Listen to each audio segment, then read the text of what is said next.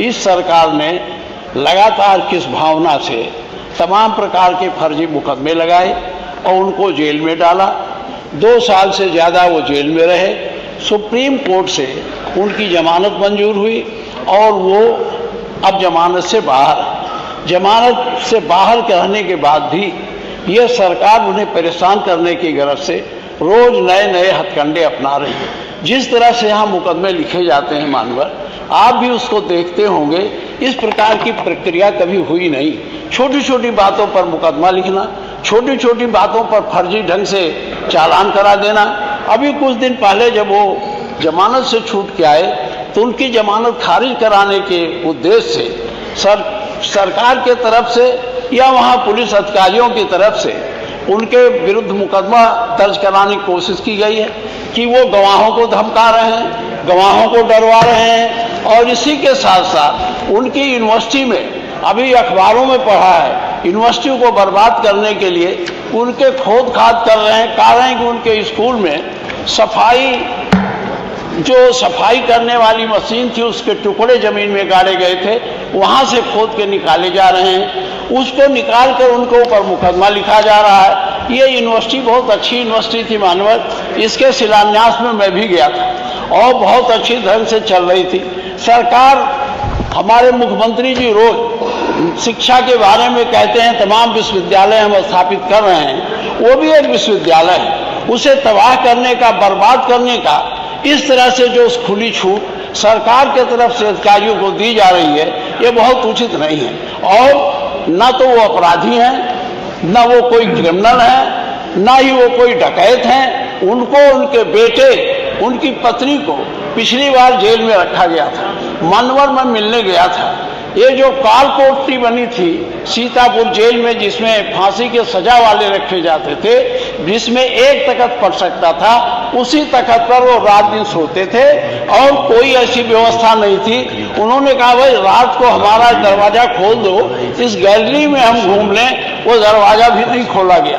बहुत बड़े अपराधी की तरह से, जिस तरह से अंग्रेजों ने अपने विरोधियों को काल कोठरी में बंद कर परेशान करने की कोशिश की थी, वही प्रक्रिया इस लोकतांत्रिक सरकार में अगर चले तो अच्छी बात नहीं है। हम सभी लोग यहाँ, सब लोग आंदोलन में जेल गए हैं, विभिन्न धाराओं में भी जेल गए आंदोलन में, जो फर्जी मुकदमे लिखे जाते थे। लेकिन इस तरह का व्यवहार कभी किसी के साथ नहीं होगा। यहाँ तमाम हमारे साथी हैं जो इमरजेंसी में भी जेल गए होंगे, हम लोग भी जेल गए थे, मीसा में भी बंद थे। लेकिन सरकार के तरफ से इस तरह से व्यवस्था नहीं की गई थी कि आपको एक काल कोठरी में बंद कर दिया जाएगा, आपको निकलने नहीं दिया जाएगा, आपको किसी से बात नहीं करने दिया जाएगा। मैं खुद उनके गांव गया, सारे पुलिस वाले गांव के आवाम भूल गया, हमको घेर लिए, कहे आप उनके केवल अकेले उनके घर जाइए, आपके साथ कोई जा नहीं सकता। इस तरह से सख्ती का क्या मतलब है? कोई बड़े बड़े अपराधी आज सड़कों पर घूम रहे हैं, जिनके पीछे इनके पुलिस नहीं है। एक पढ़े लिखे, एक विद्वान, एक जनप्रतिनिधि के खिलाफ यह सरकार इस तरह से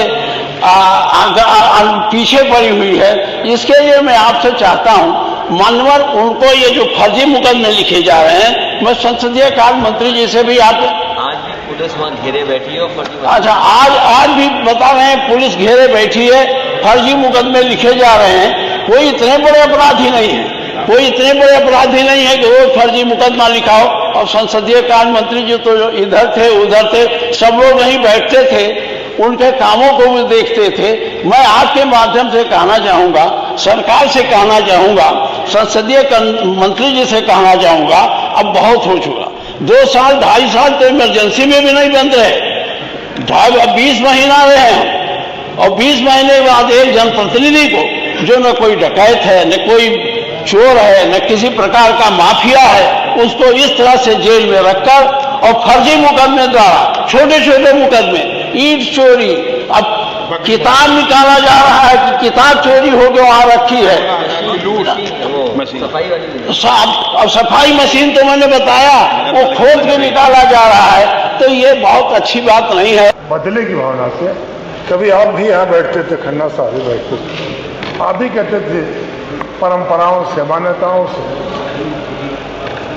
जात धर्म मजहब के आधार पर किसी के साथ भेदभाव नहीं किया गया। लेकिन माननीय अध्यक्ष जी, जो 20 महीना 22 दिन कोरोना में जहाँ एक आदमी दूसरे आदमी से मिलना नहीं चाहता था, और आजम साहब साथ इतना बड़ा बर्ताव, जो ब्रिटिश हुकूमत में जो हम लोग किताबों में पढ़े हैं, देखे नहीं हैं, लेकिन जो अब देख रहे हैं, हम संसदीय कार्य मंत्री से भी इस बात में मिला थे और मैंने बहुत निवेदन किया कि जैसा माननीय प्रसाद जी बहुत सीनियर हम लोग के राज्य अग्रज हैं, कभी 1980 से लगातार इस सदन में एक बार छोड़ दिया जाए, राज्यसभा, लोकसभा, संसदीय कार्य मंत्री के साथ साथ नगर विकास, श्रम मंत्रालय और एक से एक अच्छे पदों पर रहकर जो सम्मान पाना चाहिए संसदीय राजनीति में, वो सब पाए। लेकिन जो हो रहा है माननीय अध्यक्ष जी, मैं आपसे जरूर निवेदन करूंगा कि अच्छी परंपरा नहीं है।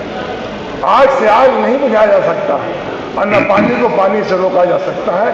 ये आजम साहब कहते थे और आप लोग सब सुनते हैं। आज जो हो रहा है, ये जो जिला प्रशासन, 2 कौड़ी के लोग जिनका खुद चरित्र ठीक नहीं है, नहीं किसी ऐसे शब्द का इस्तेमाल मत करिए ना, किसी के लिए अच्छा नहीं। 2 कौड़ी के लोग इस चरित्र में कोई खराब बात नहीं लगा। तब भी किसी के लिए भी इस प्रकार की बात, आप अपनी बात कहिए पूरी। सिद्धि आप निकाल दीजिए, लेकिन माननीय देखिए, मैं जरूर चाहूंगा कि आप स्पीड से एक व्यवस्था देने का काम करें, क्योंकि आजम साहब जैसे बार बार कह रहे थे अपराधी नहीं है, सही बात है, अपराधी की तो बात दूर है। आजम साहब एक शरीफ, नेक और अच्छे इंसान रहे हैं और सामंतों के खिलाफ, बड़े बड़े लोगों के खिलाफ लड़े, नवाब के खिलाफ, दिल्ली हुकूमत के खिलाफ लड़े, नवाब के हुकूमत के खिलाफ लड़े हैं, नवाबों के खिलाफ लड़े। वो आदमी मात्र 5 साल 4 साल के अंदर, 3 साल के अंदर इतना बड़ा जालिम और जुर्मी हो गए कि इतनी बड़ी धारा, इतना बड़ा FIR, और ये एक जो परंपरा हो रही है, इससे लोकतंत्र मजबूत नहीं होगा। इसलिए मैं चाहूंगा कि आपके पीठ से एक व्यवस्था सुनिश्चित होनी चाहिए। अध्यक्ष महोदय, बहुत ही महत्वपूर्ण है। अध्यक्ष महोदय, मैं आपसे निवेदन करना चाहता हूँ, सदन के संज्ञान में लाना चाहता हूँ। सदन के बहुत ही वरिष्ठ नेता आदरणीय आजम खान साहब की यूनिवर्सिटी को घेर लिया, और ये पहली बार अध्यक्ष महोदय नहीं घेरा गया है, लगातार घेरा हो। इस बार तो तैयारी ये है कहीं कुछ ऐसा ना हो जैसे बम रख दिया एक छात्र पर।